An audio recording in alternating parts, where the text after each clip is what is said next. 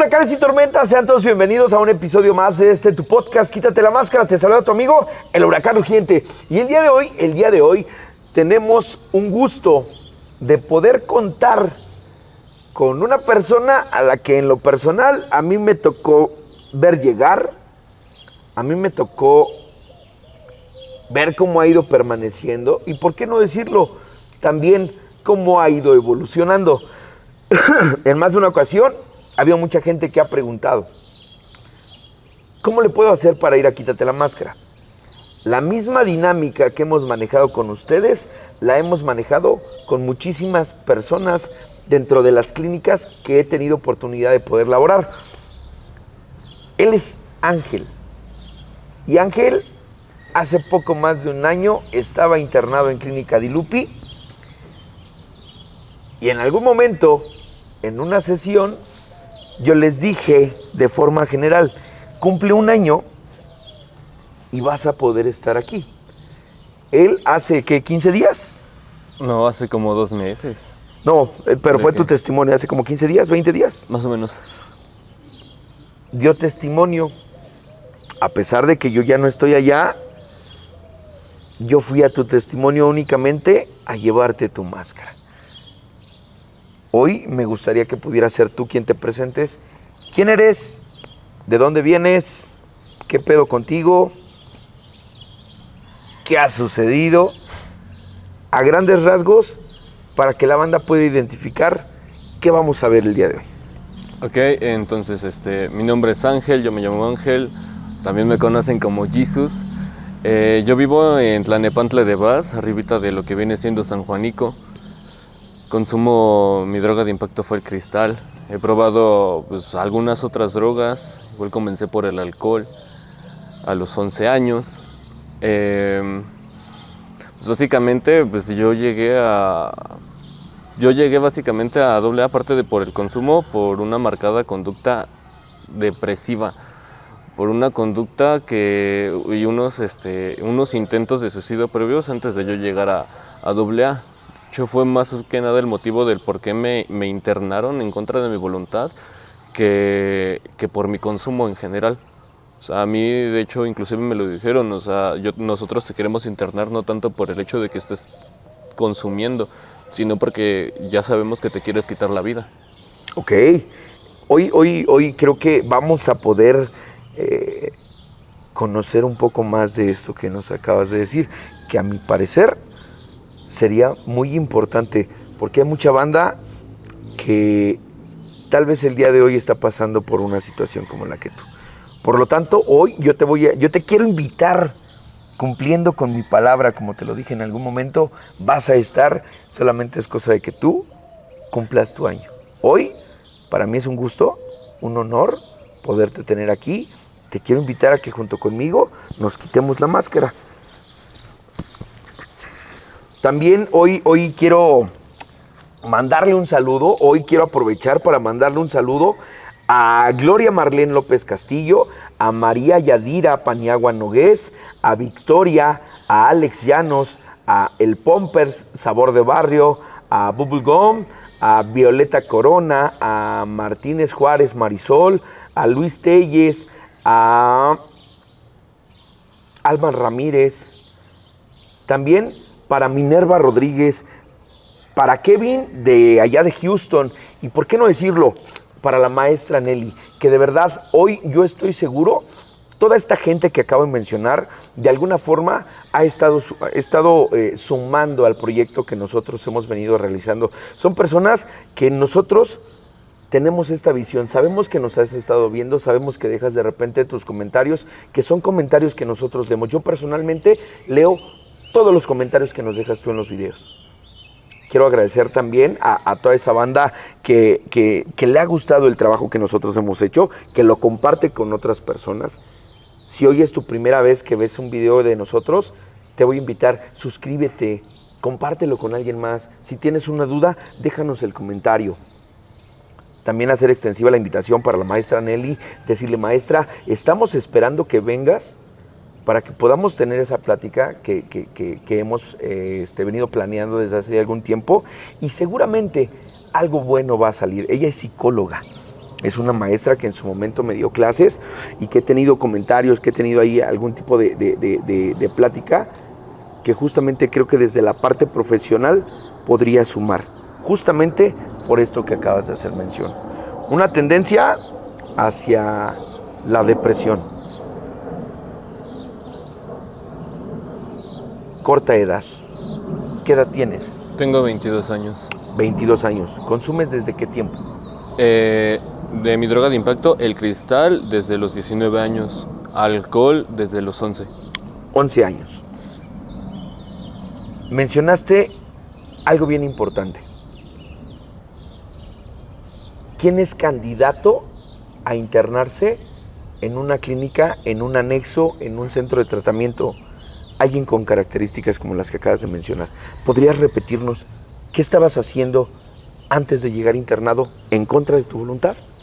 En los momentos en los que yo estaba haciendo, estaba planeando desde inclusive muchísimo antes, más o menos desde octubre, yo ya traía mucho consumo de cristal. O sea, y de hecho yo ya consumía pues, de muchas formas, o sea, yo pasé por todas las formas de su consumo. Entonces, ¿qué sucede? Que yo siempre he sido una persona con mucha tendencia a sentirse muy decaído. O sea, en muchas ocasiones yo siempre he llegado a sentirme vacío. O sea, de esas veces donde estás con personas, no te sientes bien, no sabes, ya llegó el punto en que ya ni siquiera sabía por qué yo me sentía mal.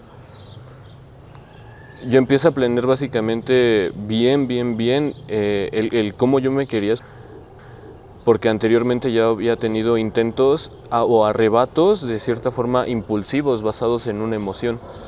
Yo lo empiezo a planear de cierta forma, pero algo bastante curioso es de que yo empecé a dejar como señales. O sea, yo empecé justamente a lo mejor de forma inconsciente a pedir ayuda, porque a la realidad es de que yo lo único que quería era justo dejar de sentirme de la forma en la que yo me sentía.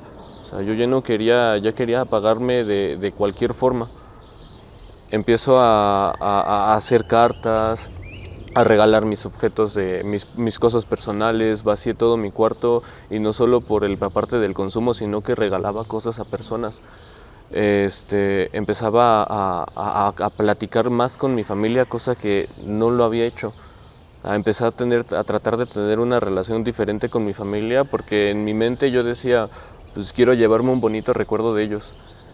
Cuando empiezan a ver justamente de que yo empiezo a tener cuchillos en mi cuarto, de que empiezo a tener cuerdas en mi cuarto, es cuando ellos se alteran. Es cuando ellos empiezan a decir es que lo vamos a perder. Entonces, cuando me van a internar, nunca me avisaron. O sea, yo me acuerdo de que estaba en mi casa y yo estaba consumiendo, no podía yo ya salir de mi casa porque yo tenía temas con las alucinaciones muy severas. Entonces yo ya no podía, yo ya me había excluido de absolutamente todo. Cuando me dicen, ya llegaron, y vienen subiendo las escaleras y yo lo único, o sea, yo no ni siquiera me alteré tanto. Yo nada más dije, no quiero que alguien me toque, o sea, no quiero que nadie me toque, pero voy a cooperar. Yo llego a la parte de las sillas, ya me empiezan a dar la plática.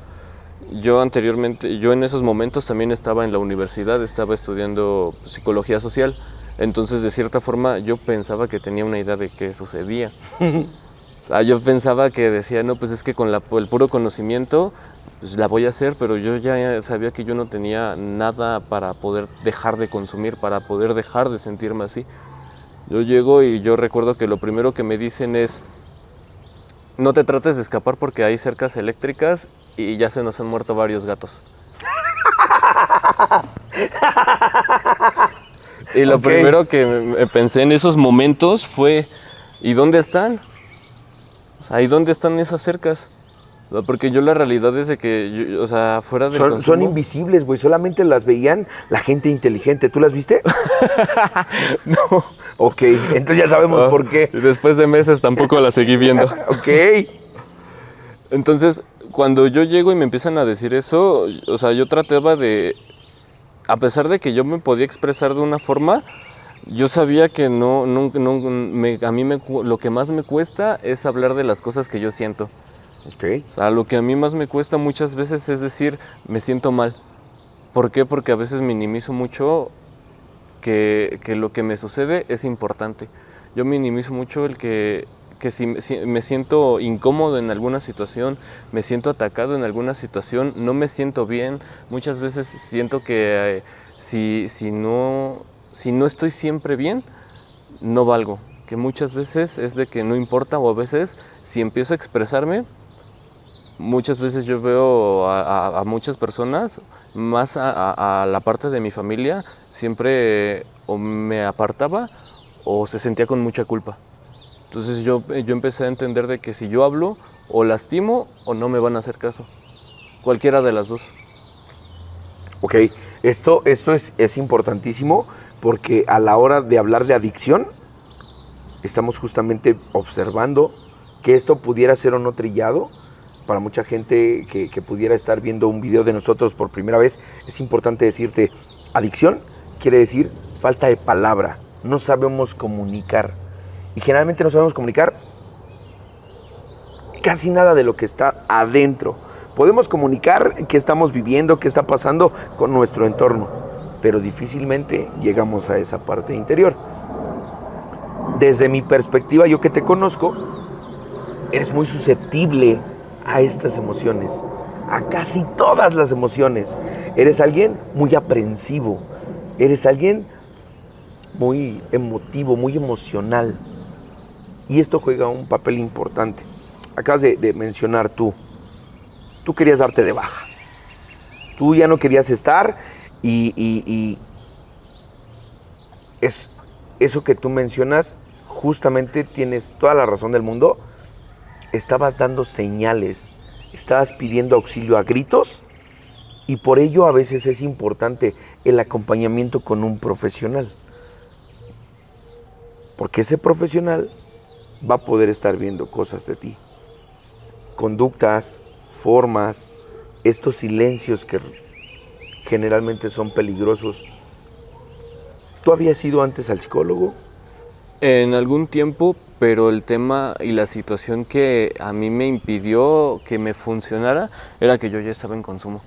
Ok. Era que yo cuando iba a un psicólogo o a un psiquiatra, porque también fui a psiquiatras, era que yo seguía en consumo. Y ellos ya lo sabían, pero no me podían decir nada, porque a pesar de que me trataban de decir que me mantuviera en abstinencia, yo no sabía cómo. O sea, yo ya llegaba al punto en que decía, ya quiero dejar de consumir, es que ya no sé cómo yo dejar de consumir. O sea, siempre que estoy tratando de mantenerme, me empieza a dar mucha ansiedad. Y con el cristal, cuando no estaba consumido, me daba un bajón emocional horrible. O sea, fuera de la parte física, me daba culpa. O sea, me daba culpa el pensar el cómo me estaba acabando, el pensar que tenía oportunidades y no las estaba aprovechando. ¿Cuándo era cuando llegaba esta culpa? ¿En el momento del consumo o en el post-consumo? En el postconsumo, siempre, siempre. Siempre, porque cuando yo estaba consumido yo me sentía, pues vaya, el cristal tiene la característica de que sientes que todo lo puedes. O sea, no sientes culpa por nada. Muchas veces empiezas a sentir que tienes más autoconfianza en ti mismo, te sientes más atractivo, a pesar de que pues ya traes el corte de diamante, te sientes que todos te miran, que todos te admiran, en mi caso, pues yo soy una persona muy tímida. A mí me cuesta mucho relacionarme con todas las personas. Yo no muchas veces, inclusive antes, yo no sabía mantener una conversación de más de 5 minutos. Porque no sabía, tenía miedo a la juzga, al aburrir a las personas, al que en algún momento me dijeran, pues no, o sea, quítate, apártate, o sea, ya me aburriste, ya hiciste esto, o sea, no quiero estar contigo, no quiero que te me acerques. Entonces, lo que sucedía era de que antes de que eso pudiera pasar, yo me alejaba. Y prefería no hablar, prefería distanciarme a que alguien más me lo dijera. Cuando empezaba a consumir cristal era todo lo contrario, pero también habían ciertas situaciones en las que yo empezaba a llamar la atención, yo quería llamar la atención en conductas pues, destructivas, poniendo en riesgo mi vida. De hecho, parte de muchas veces es que yo ponía en riesgo mi vida también para que mi familia estuviera conmigo, para yo causar en mi familia esa sensación de decir, es que está sufriendo, es que yo me sentía mal y ellos sentía que se acercaban a mí, pero nada más de forma de mi comportamiento, porque yo jamás les decía, es que me siento mal. O sea, y yo no lo decía porque a final de cuentas a mí me daba inclusive vergüenza hasta cierto momento expresar las cosas que yo sentía. Y más porque en mi familia siempre hubo mucha reclusión, o sea, hubo reclusión en el tema de todo. Nosotros éramos de que estábamos en una mesa y nadie se habla. De hecho, casi hasta la fecha casi nadie se habla en mi familia. O sea, fuera de eso es de que pues, todos están por su lado, nadie se aguanta por mucho tiempo estando junto con otras personas. Entonces eso hacía que yo me empezara a dar miedo a hablar las cosas. Más cuando yo lo hablaba, o no me creían, o muchas veces pensaba justamente de que no era importante, porque yo pensaba de que ellos tenían cosas más importantes que hacer. Es eso, y más la parte de que, pues justo, o sea, a final de cuentas, igual regresando a la parte, a lo mejor de la parte del ya no querer estar, pues también la culpa de lo que recordaba, de muchas veces las cosas que yo había hecho, porque a mí, en mí, pues justamente en mi infancia hubo pues, muchos abusos, o sea, hay abusos de todo tipo, o sea, emocionales, físicos, de todo tipo de índole. Y a mí los que más me causaron impacto fueron los de otra índole, porque me hicieron que justamente yo replicara las cosas que yo veía, que yo escuchaba, que yo vivía, y de esa forma también me daba vergüenza hablarlo. Y me daba vergüenza porque con mi familia era de que nadie, si pasa algo, se queda entre familia. Ahí, perdón que te interrumpa, y creo que es un punto muy específico. En muchas ocasiones yo he mencionado, un hijo adicto es el resultado de una familia enferma. ¿Y cuál es uno de los síntomas de una familia enferma? Justamente este que acabas de decir. No hables con nadie, las cosas de la casa se resuelven en la casa. No tienes por qué estarle platicando a nadie lo que vivimos aquí. Ese tipo de silencios son justamente los que en algún momento confunden, sobre todo con esta tendencia. Esto que tú acabas de mencionar, en primer lugar, quiero decirte, se requiere de mucho valor para hablar de esto que tú me mencionas. ¿Y por qué digo que de mucho valor? Socialmente existe mucha presión y mucho temor hacia la parte de cómo yo voy a decir que fui abusado, cómo yo voy a hablar de algo que en su momento ni siquiera pude hablar con la gente más cercana a mí. Dices que viviste diferentes tipos de abusos. ¿A qué edad sucedieron? Fueron a diferentes edades. El primero fue a los 6 años. O sea, y fue justamente integrante de la familia. O sea, un integrante que también inclusive yo le tenía mucho resentimiento, yo le tenía mucho enojo porque era una persona que bien se sabía que maltrataba a mi madre. Y es que el tema justamente es que mi madre tenía una relación con un integrante de su familia. Ok. ¿Qué sucede? Que es la parte de que pues eran pues, muchas veces gritos, discusiones en muchas situaciones. Ya bien se sabía de que aunque no nos los dijera, esta persona estaba haciendo algo. Justamente esa persona fue quien abusó de mí. Posteriormente a eso, pues cuando nos mudamos de donde vivíamos a otra casa justamente con esa persona, había un vecino con el que en su momento pues era la única persona con la que yo me podía relacionar por la cercanía y demás cosas, ya que yo en la primaria yo tampoco hablaba. O sea, yo siempre he sido un niño bien callado, nunca me ha sido fácil expresarme. Yo empiezo a relacionarme más con esta persona. Cuando empezamos a convivir más, empezaron pues, las pijamadas, que muchas veces las saliditas, las comidas y demás situaciones, pues pasa de que pues empieza justamente a mostrarme pues pornografía. Empieza a ver ¿Qué sucedió la primera vez que tuviste pornografía? Cuando justamente yo empiezo a ver eso, yo en esos momentos puedo decir de que casi no recordaba el abuso que yo sufrí años antes. Pero en mí, pues yo veía muchas veces las caras de las personas y se veían de satisfacción. Uh-huh. Entonces, a mí lo poco que recordaba era una sensación de decir, pues, es que pues, yo no lo sentí así. O sea, a mí me dolió a final de cuentas. O sea, yo me sentí pues, avergonzado, yo me sentí con miedo, con mucho miedo. O sea, no sabía lo que estaba pasando. Pero yo lo comparaba y decía, pues es que se supone que se tendría que ver así. Empieza a pasar justamente toqueteos hasta que pues, se concluye justamente pues, el otro abuso. En esos momentos, pues justamente estaba la parte de que yo seguía viviendo con mi madre y su pareja. Pero por lo mismo de que ella ya estaba emocionalmente muy mal, también tuvo un intento de suicidio. Yo sabía que si yo le decía, la iba a poner peor. ¿Ese era tu temor? Uh-huh. Porque yo pensaba que ella estaba vulnerable a que con cualquier cosita se iba a volver a tratar de quitar la vida.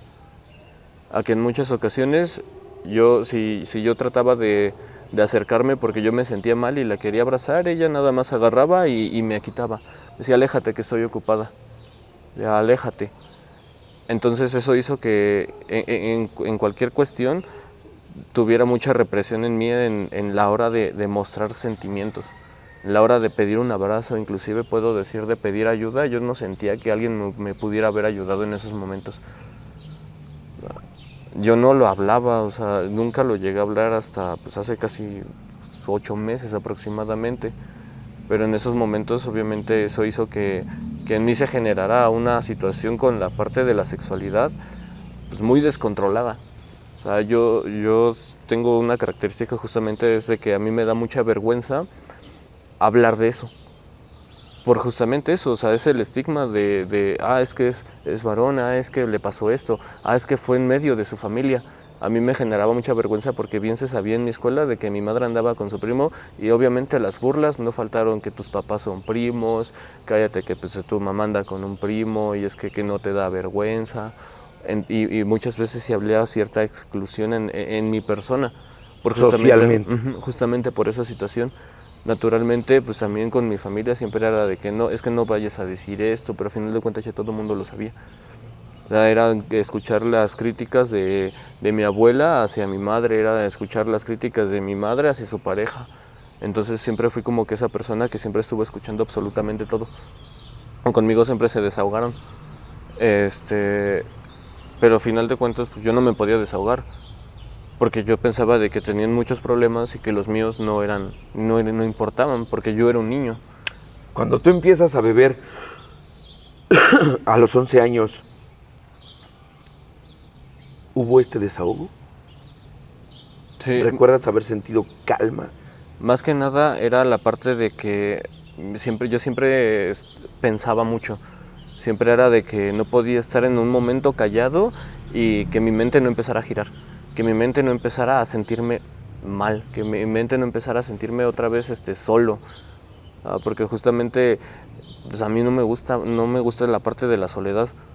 Entonces, en mi casa, como era bien visto el alcohol, siempre era de que mi abuelo tomaba, no sé, 3 cubas todos los días. Siempre había alcohol disponible. Entonces yo empiezo a agarrar un pepsilindro de esos de Cars, todavía me acuerdo, era azul. Agarro una botella de anís, le tomo un trago primero, me gustó el sabor y empiezo a vaciarla en el pepsilindro. Ese estuve tomando. Me empedo, me regañan porque terminé vomitado, todo el mundo se dio cuenta. Pero después de eso pasa un cierto tiempo y se empieza a volver aceptable. Empieza de que, está bien, tú toma. Nada más poquito. En las fiestas de que, ok, nada más, es que pues está chico, es que es adolescente, es que pues se está divirtiendo. Entonces yo empezaba a asociar justamente el alcohol, el consumo con diversión, con convivir. Como muchas veces cuando yo tomaba era de que en mi familia estaba es que ese es bien borracho. es que toma mucho.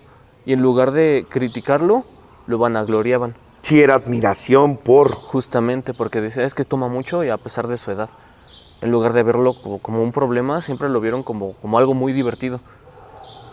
¿Qué sucede? Que justamente entro a la preparatoria y empiezo a probar otras cosas.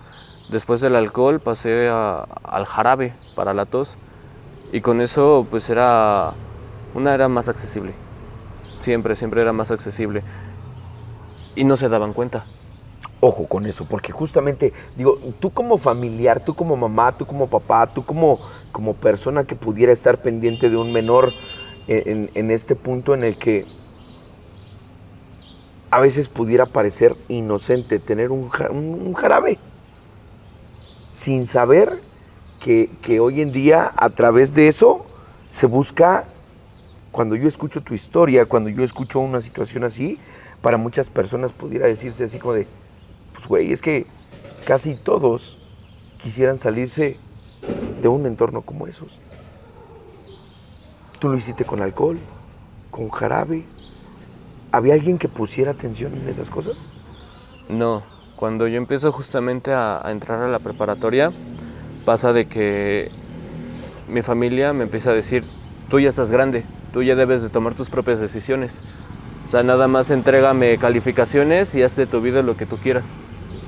Y en esos momentos, pues yo iba a 2 escuelas. Yo estaba tomando cursos en la mañana y iba a la prepa en la noche. Entonces, pues eso hizo que me dejaran hacer lo que yo quisiera.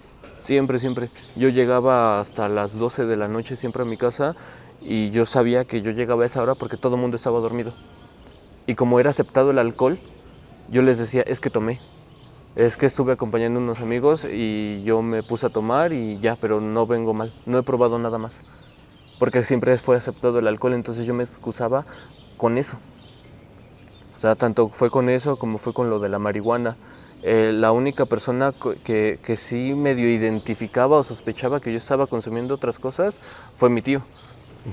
Y justo, pues sí tuve un tema un poco fuerte con él porque cuando fue su cumpleaños, la familia le hizo una fiesta sorpresa, entre comillas, y yo empecé a preparar pues bebidas y cosas por el estilo, y también justo a escondidas de la familia pues le puse jarabe para la tos. ¿Qué sucede? Todos empiezan a tomar, yo me voy a acostar y posteriormente entero que hubo un abuso por parte de mi tío a mi expareja. En ese entonces pasa cierta cantidad de tiempo, lo meten a la cárcel y ya de ahí ya no había quien me dijera nada.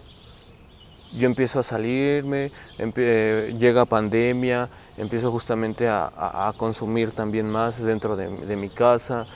Cuando repruebo la sexto semestre de preparatoria por tema de malas calificaciones, me meto a trabajar. Y ya de ahí, de que me empiezo a meter a trabajar, como ya tenía más acceso a dinero, empiezo a consumir otras cosas. Me voy a más lugares y ya no tenía esa parte de que me pudieran detener un alto. Ya no había esa parte de decirme tal cosa. Pero obviamente pues en mí era de que también me hacía sentirme más solo. Que yo muchas veces llegaba al punto en que yo de tan aislado que me sentía, yo a veces decía, pues es que yo quiero que me regañen. Es que a mí me gustaría, aunque sea un regaño. A veces iba a casas de otros amigos, los veía y veía como en su mesa todos comían, todos hablaban. A veces me preguntaban cosas y si yo hablaba, todo el mundo se callaba para escucharme. Y obviamente en su momento, pues, en lugar de sentirme bien, era más envidia, más celos de decir, ¿por qué yo no tengo esto? A veces comparaba muchas veces en decir, ¿por qué en mi casa, por qué en mi familia nada más hay silencio? ¿Por qué no puedo, si me preguntan tal, nada más puedo decir, me fue bien y ya? Y con otras personas puedo desahogarme, puedo empezar a medio platicar las cosas, pero yo sé que a final de cuentas pues tampoco lo entienden. Si iba a psicólogos, también yo no lo expresaba. Me daba vergüenza, me daba pena. Pensaba de que si iba a hablar de ciertas cosas, le iban a decir a mi familia inclusive. Entonces hacía que yo me tragara todas las emociones, lo que provocaba que en lugar de explotar, yo me contenía tanto que en lugar de hacerle daño a otras personas, me hacía daño a mí mismo. Ahí, yo creo que con lo que yo observo y esta parte que tú vas mencionando, situaciones de riesgo son el silencio, el aislamiento y esta parte que tú hablas de vergüenza-culpa. Esta interacción entre la vergüenza y la culpa que nos va aislando, que nos va quitando. Eso combinado con otras sustancias desencadena en problemas. Problemas que tú y yo conocemos, problemas que tú y yo hemos vivido, hemos pasado, hemos estado ahí. Hablas de abusos, hablas de secretos familiares, ¿no? De repente, no, esto no lo hables allá afuera, ¿eh? Esto, y es en el aislamiento, en el silencio y en la falta de comunicación donde se gesta por completo la enfermedad. Tú llegaste por consumo de cristal, pero a la par por una conducta de riesgo. Te empezabas a lastimar. Tú atentabas contra ti. O sea, y justo, o sea, yo intentaba contra mí porque la parte de cuando yo me lastimaba a mí mismo, y no solo en tema cortes, sino también en ciertas actividades, por ejemplo, hasta cruzarme la calle así sin mirar, sabiendo que hay tráfico, generaba en mí como una sensación como de adrenalina. Me empezaba a sentir como mejor en cierto aspecto. Obviamente posteriormente era la sensación de decir, no, pues es que ¿qué estoy haciendo? Pero esa contradicción entre lo que me agrada y decir, yo sé que no estoy haciendo algo bueno, me gustaba. O sea, a mí me gustaba mucho. O sea, a mí me gustaba justamente la sensación de decir, es que yo me estoy llamando la atención porque estoy haciendo cosas malas, porque estoy haciendo algo que sale de lo común. Yo me empezaba a cortar y al principio fueron cortes, puedo decir, superficiales, hasta que eso más el consumo hizo que yo lo desencadenara en cortes profundos, en que muchas veces pasaba de acá a estar muy cerca de la muñeca, a que cuando llegué a cortarme la muñeca ya con intenciones de ya irme de aquí, pues justo, o sea, era de que lo hice. Me acuerdo de que todo mi cuarto estaba batido en sangre. Salgo y me puse una chamarra. Veo a un primo y era de que es que está sangrando. Sube a decirle a mi mamá de que me está saliendo sangre de la nariz. Mi madre entra en shock porque veía mucha sangre, pero no me veía sangrando de la nariz, hasta que alguien le dice, hazle un torniquete. Me llevan al hospital. Me llevaron a 4 porque no me quisieron, no había recibir en muchos. En el último, pues ya nada más despierto, ya en la sala del hospital. Me cosieron posteriormente de eso, y en mí, en lugar de sentir una sensación de alivio de decir es que a lo mejor me están dando otra oportunidad, fue como decepcionante, fue como decir, es que yo no lo logré. Justamente. O sea, en lugar de darme para arriba, me dio más para abajo, porque llegó el punto de decir, es que siento que ni para esto puedo ser bueno, que ni siquiera esto puedo hacer bien, que ni siquiera para yo irme de aquí no lo puedo lograr.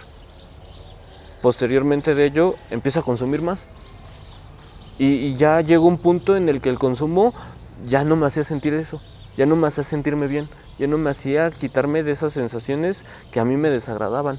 En lugar pasó de que yo nada más me lo intensificó. Consumía, y siempre que consumía y era consumir con culpa. Era consumir y decir, ya no quiero, o sea, yo ya estoy harto de consumir. Muchas veces decía, es que si yo ya quería acabar con mi vida, ahora nada más por lo que lo que sentía, yo ahora ya quiero acabar con mi vida, ahora porque sé que ya no siento que ya no puedo dejar la droga. Porque yo sabía que yo ya estaba generando una adicción, pero no lo decía. Y porque muchas veces era de que iba a lugares Y a veces me dormí en la calle. Nada más así porque sí, porque no quería estar, me quería aislar. Y cuando era eso, era buscar ciertas situaciones, ciertos momentos, escenarios en los que yo sabía que me podía pasar algo. O sea, siempre era como que la idea incesante de yo ponerme constantemente en peligro. Pero a final de cuentas sabía que en los momentos en los que estaba también sentía mucho miedo. Cuando yo empiezo a consumir todavía muchísimo más y empiezo a tener más intentos de suicidio, igual con cortes, en uno que fue uno de los anteriores, antes de internarme, fue justamente que yo hice lo mismo, me corté, dejé un encharcadero y me fui a la calle. O sea, dejé todo el desmadre y yo me largué y estuve toda la noche y parte del día y regreso y ya querían llevarme, pero pues yo siempre les dije a mi familia, no lo hagan, es que yo estoy bien, nada más es esto, dejo esto y tal. Y mi familia, por miedo, por no saber qué hacer, cómo afrontarlo, no me decían ya nada. Porque pensaban que si me decían algo, ahora yo lo iba a transformar y iba a querer otra vez intentarlo. Cuando llega una parte de mi consumo en el que ya muchas veces recuerdo de que a veces consumía y personas con las que consumía me decían, es que es bien curioso que consumas, quieras llorar, y encima digas, es que estoy destruyendo toda mi vida, es que yo ya lo estoy perdiendo todo, yo ya no me siento bien, yo ya me quiero ir, pero sigas consumiendo. De que yo ya no podía controlar esa parte y yo decía, no, pues justamente llega octubre y empiezo a consumir de cierta forma, empiezo justamente a probar la parte de inyectada, empiezo a fondear todavía más, dejo de comer más, ya me empieza a preocupar ahora mi aspecto físico. ¿Cómo era el vergazo que provoca cuando te inyectas? Muy diferente. O sea, puedo decir de que cuando inhalas es una, fumado es otra, pero inyectado es una sensación de que sientes un estupor así muy, muy grande. Empiezas a sentir el corazón como casi que se te empieza a salir, pero dura menos. Sí, claro. Entonces, como dura menos, me daba la sensación de decir, quiero más. Y siempre era más. ¿Te dio miedo inyectarte al principio? Curiosamente, sí. Pero yo siempre he asociado de que yo tengo un miedo a las agujas porque cuando yo cumplí 9 meses de nacido tuve crisis convulsivas. Entonces eso hacía que como estaba muy pequeño y me tenían que canalizar, me tuvieran que canalizar en el estómago, en el cuello, en los pies, etc. Yo lo atribuyo de que yo tenía un miedo a las agujas por eso. Pero por la necesidad muchas veces de decir, necesito más sustancia, necesito más impacto, necesito sentirme mejor, lo hago. Como que el miedo por inyectarme pasaba a segundo plano y decía, no, es que me gusta, es que me está gustando. Entonces mi familia sí sabía.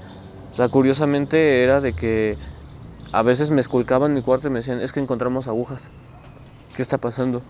Y obviamente yo les mentía. Yo muchas veces decía, es que estoy practicando para canalizar, es que estoy probando otras cosas, pero no me estoy inyectando nada más estoy sacando sangre. Y no sé si y era más por miedo que por otra cosa, ya que cuando en una ocasión que me escondieron la sustancia, yo me alteré tanto de que empecé a destruir todo mi cuarto, empecé a poner todo patas para abajo. ¿Sabían entonces que había consumo?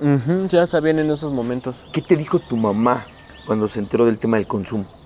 Cuando me dijo el tema del consumo, me dijo, ¿qué podemos hacer? ¿Qué puedo hacer yo?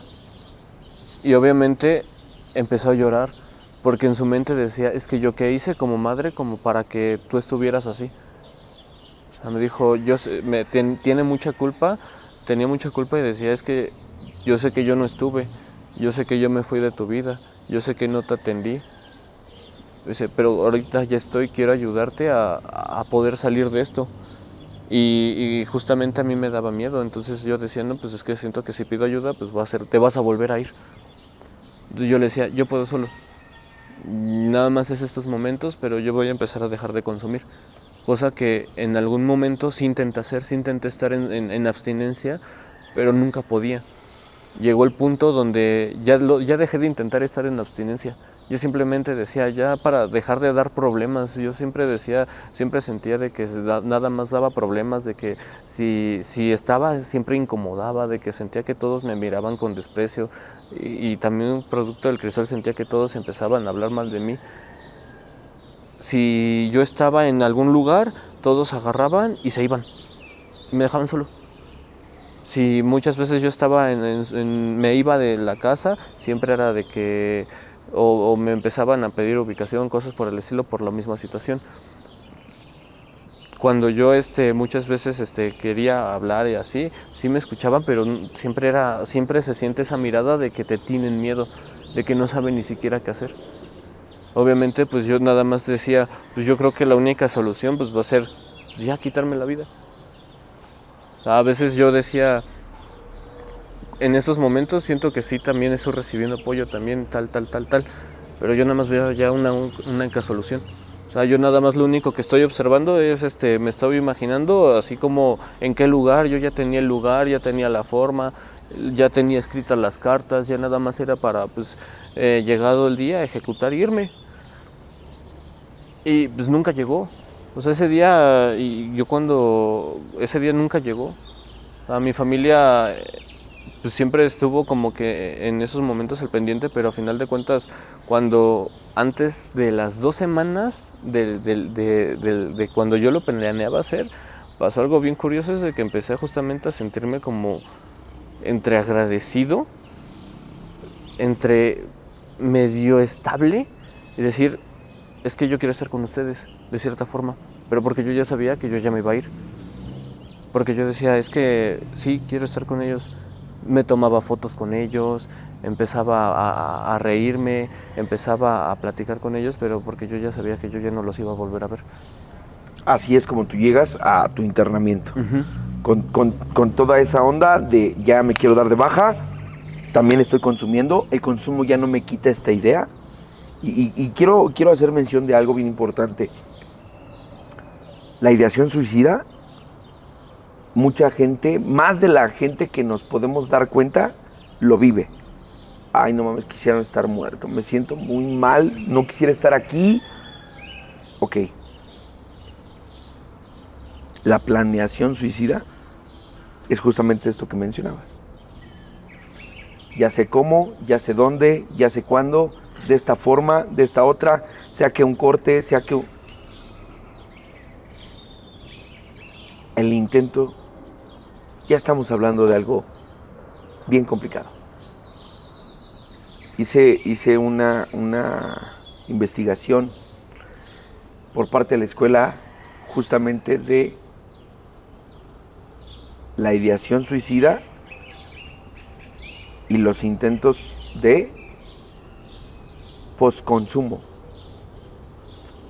Si bien es cierto, el cristal te pone bien, porque es un estimulante que te altera, que te dice ahorita es dopamina y la dopamina se siente bien. Cuando viene el bajón, no te deja en el mismo lugar, sino te baja al sótano de las emociones. A dónde está la culpa, dónde está la tristeza, dónde está el... No quiero. Es ahí donde se corre mucho peligro. Tú llegas a Dilupi, ¿querías estar? No, obviamente no. ¿Por qué? Porque si bien yo me hice la idea de decir, sé que hay una solución, pero yo ya no la quiero. O sea, yo ya no quiero, yo lo único que quiero es descansar, yo lo único que quiero es ya apagarme. Lo único que quiero es ya dejar de sentir todo lo que estoy sintiendo, dejar de recordar las cosas que en algún momento yo hice a base, porque muchas veces yo decía, es que a veces siento que lo que pasé no es motivo, no era motivo para decir todo lo que yo hice, todo el daño a lo mejor que yo llegué a provocar. Entonces muchas veces esa culpa más justamente esas sensaciones más todo en conjunto hacía que decía, sí, a lo mejor y sí, yo ya no quiero. O sea, yo ya no me quiero esforzar, yo nada más decía, es que yo nada más quiero estar o acostado, yo ya quiero estar muerto, yo nada más quiero estar en paz de cierta forma. Pero yo no sabía que, yo pensaba de que nada más estar en paz era estar ya muerto. Hablas de algo y justamente el fin de semana pasado observábamos cosas importantes.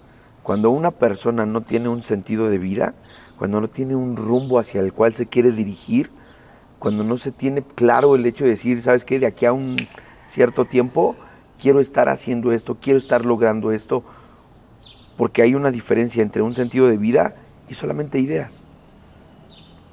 Cuando no hay un sentido de vida se buscan sensaciones. Y entonces estas sensaciones tienen que ver hasta con el cortarse, porque eso se siente físicamente. El consumo te coloca en un punto mental y anímico que repercute directamente contigo. El hacer travesurillas. Esto que tú dices de no quiero levantarme de la cama, no quiero hacer nada, solo aquí, hundido, me siento bien. ¿Qué provocó que te salieras de ahí? Ya estando internado, porque seguramente fue en el proceso del internamiento donde tuviste que vivir qué cosas para salir de ahí. Yo creo que justamente la parte, y es bastante curioso, porque cuando yo llego, es bastante común de que las primeras 2 semanas de un internamiento se desata la culpa hasta arriba. Es de que empiezas a recordar todo lo que hiciste, todo lo que empieza a pasar ya sin sustancia, y obviamente llega la sensación de ya me quiero ir, ya no quiero estar así. ¿Y qué sucede? Me lo aguanto. En lugar de hablarlo, me lo aguanto porque yo sabía bien que yo tampoco quería estar. Empiezo a dejar de hablar, pero a la vez empiezo a empezar a tener servicio, empiezo a tener confianza dentro de la clínica, pero al yo tener muy resguardado todo esto, al que me empezara a descubrir entre las juntas muchas veces el por qué consumía, porque pues yo no lo quería aceptar. Yo muchas veces decía, es que yo no recuerdo mi infancia, es que yo no recuerdo esto, es que no quiero recordar esto. Y que de cierta forma me empiezan a hacer recordar, pero yo no, aún así, aunque yo recordando, aunque yo sintiéndome así, no lo hablé, hizo que en algún momento yo me fuera. Y aún así no consumí.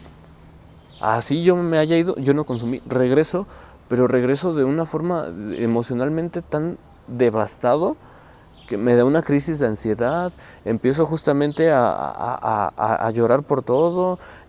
Si me preguntan que qué me pasó, a veces yo quería hablarlo, pero a veces yo sí lo empecé a externar, no lo aguantaba. Llegó un momento en el que justamente me meto al baño, agarro un rastrillo, lo rompo, ingreso al baño y pues, me corto el cuello. Y no fue un corte pues profundo. Avisan a mi familia, me ponen en resguardo, shalala. Y en esos momentos donde yo me empezaba a sentir así, pues empezaba ahora sí a platicarlo. Ahora sí, a hablarlo un poco más. Ahora sí me acercaba a una persona, a quien fuera, ya sea padrino, ya sea servidor, ya sea mismo interno, empezaba a platicar. Justamente la parte de que sabiendo yo que en esos momentos pues yo me veía mal, o sea, emocionalmente mal, y que alguien estuviera platicando conmigo, que yo empezara a expresar el por qué a lo mejor yo me fui, el por qué tal cosa, curiosamente hizo que ese miedo empezara a disminuir.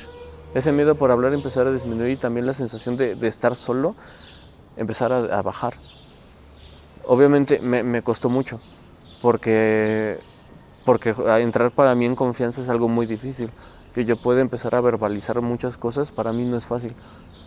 Pero a final de cuentas, literal, poco a poco empecé a hablar, empecé a expresar, empecé inclusive a acercarme a otras personas cuando yo ya había adquirido un poquito más de fortaleza emocional. Entonces ya podía recibir una información de acá y otra de acá, pero ya me podía desahogar. Muchas veces inclusive me llegaban a decir que lo que yo necesitaba era compañía. Era una compañía que a pesar de saber mis errores, porque muchas veces yo pensaba que si sabían las cosas que yo había hecho, me iban a apartar. Pero justamente esa compañía que yo llegué a obtener sabiendo todas las cosas que yo hice, en lugar de decirme, pues hazte para allá porque estás mal, o hazte para allá porque nada más te estás haciendo el sufrido, hazte para allá porque nada más quieres estar de flojo, me empezaban a impulsar. empezaban a decir, levántate, haz esto. Y obviamente pues no puedo decir que pues muy contento lo hacía. Sí, me acuerdo. Ajá. O sea, yo agarraba y pues casi que, o sea, y justo, o sea, no lo expresaba, pero pues yo nada más agarraba y me les quedaba viendo así con cara de diciendo, pues no, pues vete muy para allá, ¿no? Empezaba a mirar feo, y me empezaba a intolerar, yo nada más estaba así recostado en todos lados, me quería hacer el dormido en todos lados, empezaba a jugar con lo que sea, distraerme, pero lo empezaba a hacer. Pero hubo alguien ahí, en mi internamiento siempre hubo alguien ahí que me estuvo preguntando, ¿cómo te sientes? Y a pesar de que la típica es contestar, me siento bien, sabiendo que no me siento bien, esa parte de escuchar el constante, a lo mejor, preocupación de otras personas, esa compañía, hizo que en su momento yo me empezara a enganchar al grupo. Hizo que en su momento yo empezara a sentirme más en confianza, a empezar a expresar más cosas. En algún momento me dijeron, sí llamas la atención haciéndote daño. Ya tienes un poco más de tiempo. Llama la atención de una forma diferente. Sí, ya tienes compañía. Ya tienes esto. Haz cosas diferentes. Y justo me empezaban a dar impulsos. Empezaban a venir oportunidades. O sea, justamente, y otro dato, creo que tú lo recordarás muy bien. Querer que todo mundo me vea es comiendo. O sea, porque yo sé que puedo llegar a comer cantidades así industriales de comida. Me consta. Nada más con la idea de decir, mírenme. Nada más con la parte de decir, pues, divertir, encajar. Es decir, trato de encajar haciendo cosas que a lo mejor en su momento o me hacen daño o no me gustan. Pero siempre trato de encajar. Y cuando dejé de tratar de encajar, curiosamente, es cuando más se me empezaron a acercar. Es cuando yo ya no tenía que buscar la compañía, sino las personas se me empezaban a acercar. O sea, creo que justamente la parte de poder hacer diferentes cosas, pero sabiendo que voy a estar acompañado, no solo a lo mejor del grupo, también ahora de que ya estoy sin consumo, de mi familia. De que en algún momento, justamente retomando el tema del abuso, en una visita yo me acuerdo de que yo lo hablé. Y se me salió, así automáticamente se me salió. Estábamos comiendo, me acuerdo que pollo Kentucky, y me dijeron, oye, es que pensamos que pudo haber pasado esto, o sea, nada más queremos saber y así. Se me salió decirles justamente sí me abusaron, sí sufrí abuso. Y ya. ¿Qué te dijeron? En esos momentos la verdad es de que trataron de tomarlo de una forma tranquila. Empezaron a decirme, ok, pero, o sea, ¿cómo podemos ayudarte? Obviamente el impacto, pues sí desestabiliza siempre a todo mundo. Claro. Y más justamente viniendo de un familiar. Pero el que en lugar de que me hayan dicho no te creo, que me hayan dicho sí te creo, a pesar de que sabían que ya habían pasado muchísimos años de eso, el decir sí me creyeron, sí me escucharon. Y me preguntaron, es que ¿cómo te sientes en base a eso? ¿Cómo te sientes con eso? ¿Hay algo en lo que te podemos ayudar para que puedas lidiar con eso? Y a pesar de que unas palabras, así unas simples palabras, no puedan parecer tener mucho significado, mucha importancia, obviamente a la hora de escucharlas, de vivirlas, es como de que te empiezas a sentir más lleno. Te empiezas a sentir más en confianza de decir, pues a la realidad es de que pues, no estuve solo. O sea, no era eso. Sí, yo me sentí así, pero posteriormente a que llegué, sí fue mejorando. Empecé a ver las cosas de una forma muy diferente. Justamente empecé a quedarme en el grupo al principio sin saber por qué me quedaba, nada más por quedarme. Esto se me hace una respuesta bastante sincera, porque de pronto, ¿y por qué te quedaste? Porque me di cuenta que esto. Y a veces, con años, no nos damos cuenta de ciertas cosas, cuando más con meses. Esto que tú me mencionas, para mí es un ejercicio de sinceridad importante, de decir, no sé por qué, pero yo ahí seguía. Cumpliste un año. ¿Qué te dijo tu familia cuando tú cumpliste tu año? Yo creo que estaban más emocionados ellos que yo. O sea, yo creo que el ver a mi familia ahí sentadas, y eso me lo dijeron antes, me dijeron, cuando pases a la coordinación, observa bien a tu familia el cómo te miran y compáralo el cómo te miraron cuando tú llegaste. Y ver justamente a esas personas, esa cara de que en lugar de mirarme con miedo, en lugar de verme y verme con tristeza, en lugar de verme y decir es que yo no sé qué hacer con esta persona, ver su mirada y ver que están llenos de esperanza, ver que ya no tienen ese miedo de decir es que yo no sé qué es lo que está pasando con mi hijo, es que siento que mi hijo va a estar en riesgo a cada rato. El que si bien, sí, decir, sí cuesta, porque pues, sí, obviamente pues, todo proceso cuesta, pero ver que ya tengo cierta sensación de autorrealización al decir, pues en un año pude, sí, es la parte de dejar de consumir, pero también ya ya entré a la universidad, pero ya también he hecho varias cosas en el grupo, pero también ya menos mi familia sabe dónde estoy. Y ver la diferencia de miradas es algo que a mí me hizo sentir mejor. Cuando mi familia sube a tribuna, curiosamente pasa lo mismo, les cuesta mucho hablar. Entonces es un tema Sí, me acuerdo. de que agarran y unos nada más dijeron, me siento muy orgullosa, poquitas palabras, y se bajaron. Y mi madre fue la que subió, y en cuanto subió, empezó a llorar. Y casi no se le entendió nada. Pero pues muchas veces yo sé que ella también carga con muchas cosas.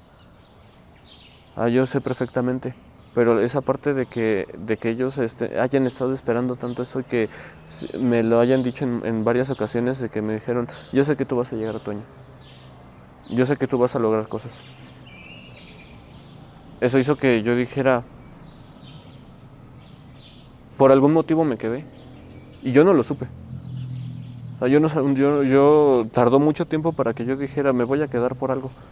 A veces yo escuchaba justamente a muchas personas decía, yo me quedé por esto, por esto, por esto.